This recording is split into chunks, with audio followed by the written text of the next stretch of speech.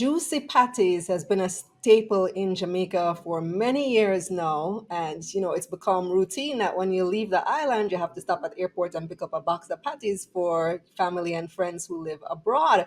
But guess what?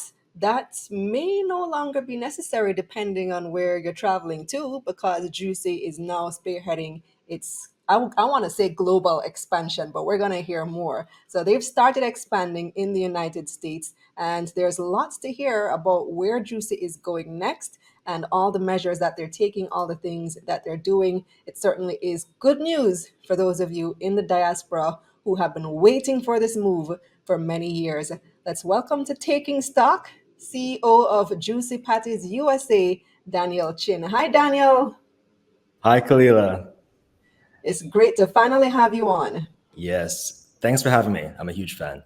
So before we get into, what's happening with Juicy now, tell me a bit about yourself and your family. I know that your parents started this company, right? Yes. So it is a family business. My father started this business when he was quite young, when he was only 16, and that was in 1979. 1979 at 16 years old. So was that like his main thing at the time? Was he in school? Was it a side hustle? What was it for him? So he had finished school at the time, and he saw an opportunity. He realized that the patty companies that were existing in Claren at the time, the meat was not as juicy as he thought it should have been. So he started making patties, his own patties, and he called it Juicy Beef Patties. So is it Juicy Beef or Juicy Patty, the So, actual name of the company? so it started off as Juicy Beef Patties, and eventually over time we dropped the beef and just kept Juicy Patties. Well, you drop the beef, but many Jamaicans never drop that beef and still call it juicy beef. I always wondered why some people call it juicy beef and some people just call it juicy. Now I know why. So your dad, he came up with the recipe himself and everything? Yes. Nice. And how did you get involved in the business? Like, I know growing up in a family business, there may be an expectation, but there's some kids who rebel and say they don't want to do it. Well, I joined in 2014. I joined after studying business at university, and I joined and I never left. I love it. I genuinely enjoy it. Did you always know that you wanted to be involved in the family business? Were you groomed to do that? I always knew I'd give it a shot, and if it was a good fit, if I was a good fit for the company and the company was a good fit for me, I would stay. And I guess the rest is history. It was a good fit, and you're there now. 10 Correct. years. Yes. So tell us about this move into the diaspora now. How long has this been on the cards?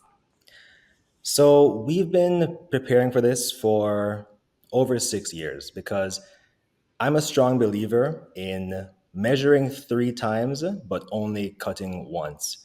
So over the years, we've been just optimizing our documents. For example, optimizing our operations manuals and ensuring that our franchise disclosure documents are complete and represent to a franchisee what it's like to own a franchise. So it we've been doing our homework quietly over the years. So why the United States first, though? Why not other Caribbean countries or even England, which also has a strong diaspora population? So our data suggests that there is huge opportunity and huge demand for a national Jamaican food company in the US because there are many Jamaican restaurants in states that have a Jamaican diaspora population, like New York and Florida, but our data suggests that there is need for a national chain, similarly to how Chipotle has brought Mexican food across all 50 states. Our data suggests that there's opportunity for a large player for Jamaican food in the US, and nobody has done it, or no Jamaican company has done that in the US yet. I agree. The Jamaican brand is global. It is very strong, and Jamaican food is a big part of that brand. Very popular amongst not only Jamaican immigrants, Jamaicans in diaspora, Caribbean diaspora, but I think it does have the potential to be a major crossover product, just like Mexican food, like you mentioned. Oh yes, yes. Yeah. So is that your plan? You want to target all 50 states? You're looking towards national expansion and then global expansion? Well, we like to make decisions based on hard data, and we like to understand in Florida, in our four existing locations, who is buying our product.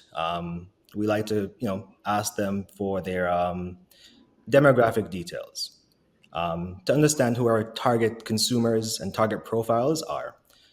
And when we cross reference those target consumer profiles with US census data, we can then extrapolate how many locations, um, or how many locations we can justify opening in the US based on how many customers match those profiles in the US. And our data so far is showing that we can justify opening approximately 3,000 Juicy Patties Wow. locations in the US. And what's amazing is that a lot of these states don't have a large Jamaican diaspora population. So it's quite exciting. Wow, 3,000. I'd love to see it. And you guys started off pretty strong with four in Florida. How did you settle upon the business model, the franchise model? Well, I love the franchising model for two main reasons. So, the first is it helps us to scale and grow more efficiently because for the effort it would take us to open one corporate owned location, we can open five franchise locations or even 10 franchise locations with the same effort. So, scalability is definitely one of the reasons. But I also enjoy helping other persons to become wealthy. So with franchising, I like seeing persons become financially independent and become their own boss, and it makes me happy to see that happen. I love that. And with this business model, I imagine you don't have to be Jamaican to open a Juicy Patties. You just apply for the franchise, meet the requirements, and so on. Anybody can do it. Correct. For us, the most important criteria for becoming a franchisee is a good attitude. We want to choose persons who we can see ourselves working with for the next 5, 10, 15, 20, 30 plus years. And, we're just very fortunate to have found we're fortunate to have found some great franchisees so far, and we're looking forward to working with them. How's it been going so far? So I know I remember when I saw the one in probably Fort Lauderdale open up, lines around the block. People were, swarming the place. Product sold out. I guess that's an indication, but that was just the opening. So how has it been since then? Has it been consistently just selling off? Yeah, so the first 2 months were just insanity. It was extremely busy, but even it's been 7 months so far, and to this day, we're extremely happy with the results because we always predicted that the locations here in the U.S. would do well, but the actual results so far have exceeded our expectations tremendously. This level of success has kind of caught us off guard in a good way. Yeah, it definitely motivates you to move even faster as long as you have the right franchisees willing to partner with you. Correct. Correct. So I remember as well when you guys launched and there were concerns about not being able to get the product fast enough. Do they make it there at the location or is it imported from Jamaica? How does that work? So it's very important for us because we import the spices from Jamaica to the US. And that's very important because it just makes it a lot easier to make sure the taste is identical. That's the hardest part, matching the spices. But the stores do bake the patties every day. Throughout the day, they're baking constantly, and depending on the store, every 8 to 15 minutes, a new batch of patties is coming out of the oven. So that's important for us. We want to make sure that no matter what time a customer gets to the store, they're getting a freshly baked patty. So it's not the frozen product exported to the United States and they just warm it up in the oven. They're making it from scratch in store. No, we have a central kitchen in the US, and we send it to these stores from the central kitchen. Ah, okay. That makes sense. More efficient. So the newest location now is New York. Tell me how that's been going. Because Jamaican patties have been popular in New York for a long time. You go to any pizza shop, you can also get patties. Yes, yeah, New York is coming along. We have one location that is under construction, and we have seven more in New York that Wow, should start 7. construction within the next couple months. They're just going through the permitting and architectural process right now. This is moving very fast, Daniel. Does it frighten you at all, the speed at which the franchise is growing? No, it doesn't frighten me. We have 17 construction sites in Florida right now. Either they're under construction or they're going through the permit approval process right now. And we could have grown faster, but we are intentionally taking it slow, relatively slow in the first year, because we just want to make sure that every franchisee gets the gets enough support, attention, and training from us head office to maximize their efficiency. Will your central kitchen be able to keep up with this demand? Oh yeah, they will be. Okay. So where is the first location in New York? So the first one's going to be in the Bronx, and then the second one will be Brooklyn. Yeah, I thought Brooklyn would have been first, but I guess it depends on the speed of the franchisee too. Yes. Well, the Bronx is a pretty strong diaspora location as well. Both of those are happening. So after New York, where's the next location? So for the first 2 years, we're just focusing on Florida, New York, and Georgia. We have locations that'll open in Atlanta by next year. So just those three states for now.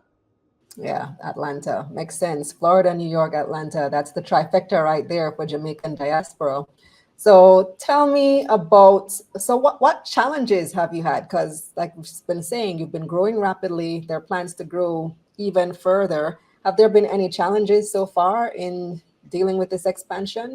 I think our greatest challenge was the actual construction of the first two locations, because for the first two locations, this was the first time that the architects are drawing a Juicy location. It's the first time that the general contractors were building a Juicy location. So there was a bit of a learning curve, and there was some challenges there.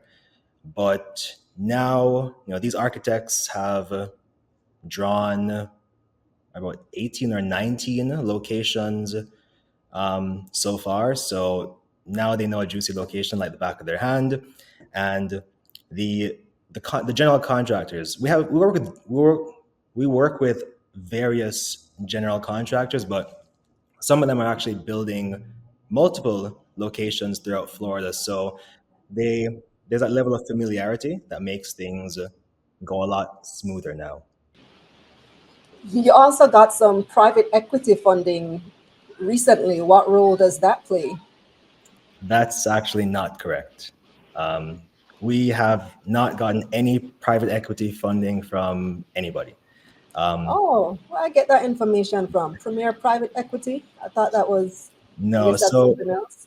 no, so we've signed 43 franchise agreements for the U.S., and one of those agreements is with Premier. Oh, so it was with a franchisee.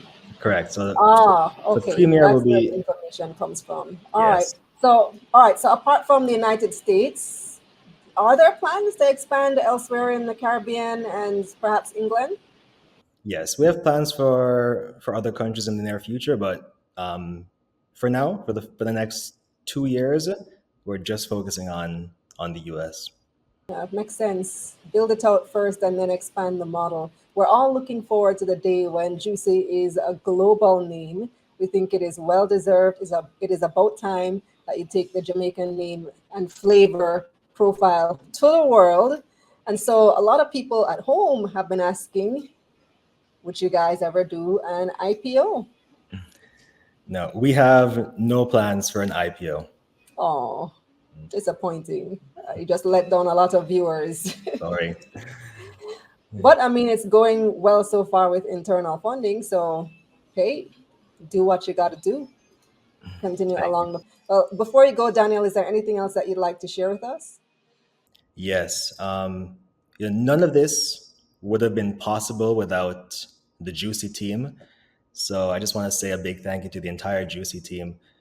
Right now we have over between Juicy and our franchisees, we employ over 1,900 persons across the US and Jamaica.